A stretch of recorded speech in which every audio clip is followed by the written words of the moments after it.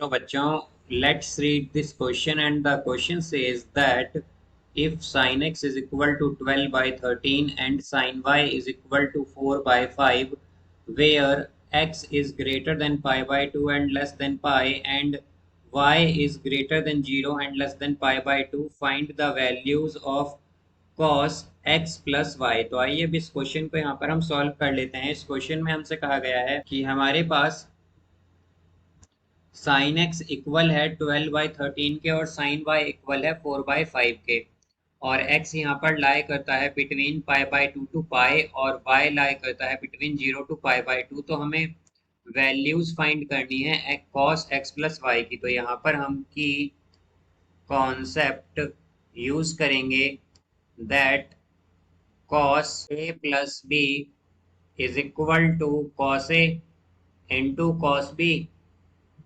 Minus sine A into sine B. तो हमारे पास कॉस ए प्लस बी जो है वो इक्वल होता है cos A into cos B minus sine A into sine B के।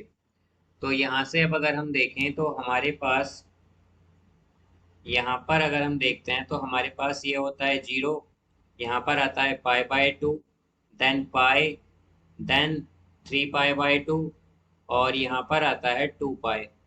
इसे हम बोलते हैं फर्स्ट क्वाड्रेंट, इसे बोलते हैं सेकंड क्वाड्रेंट, इसे बोलते हैं थर्ड क्वाड्रेंट, और यहाँ पर होता है फोर्थ क्वाड्रेंट।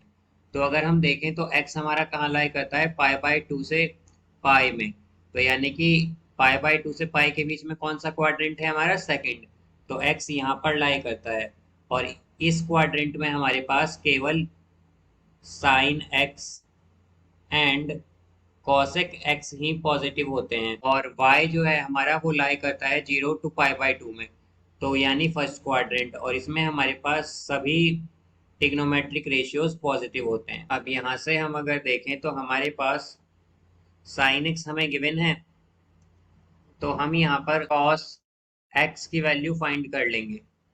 तो कॉस एक्स आएगा हमारे पास square root of 1 minus sine square X. तो ये हो जाएगा यहाँ पर square root 1 minus sine X है 12/13। तो 12 का स्क्वायर होता है 144 और 13 का स्क्वायर होगा 169। तो कॉस एक्स आ जाएगा यहाँ से square root of 169 minus 144 by 169। तो यह आएगा स्क्वायर रूट 25/169। तो 25 जो है ये स्क्वायर होता है 5 का, तो यहाँ पर आएगा 5, और 169 स्क्वायर होता है 13 का, तो ये आ जाएगा 13।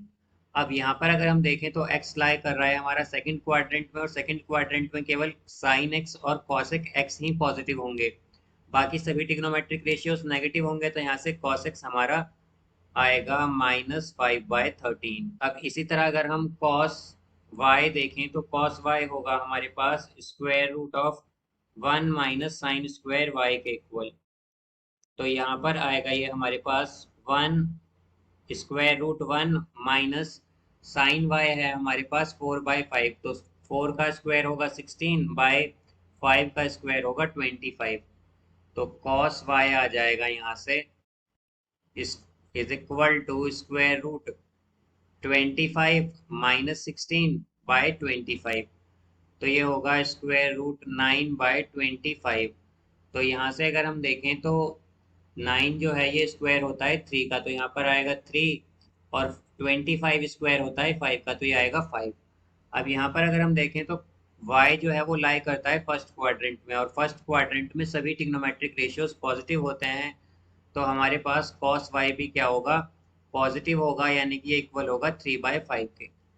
अब यहाँ से हमें वैल्यू फाइंड करनी है cos x प्लस वाई की। तो cos x प्लस वाई जो है ये इक्वल होगा, जैसे कि हमने cos a प्लस बी की आइडेंटिटी देखी थी, तो ये आ जाएगा हमारे पास cos x into cos Y, then minus sine x into sine Y.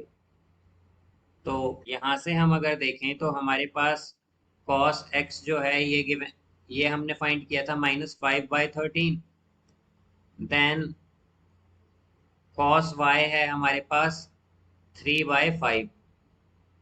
Minus sine X हमें गिवन है यहाँ पर 12/13 और साइन वाई हमें गिवन है यहाँ पर 4/5। तो अब अगर हम देखें तो ये आएगा हमारे पास 5 से 5 कैंसिल हो जाएगा, तो ये आएगा -3/13 और यहाँ पर ये आएगा -48/65।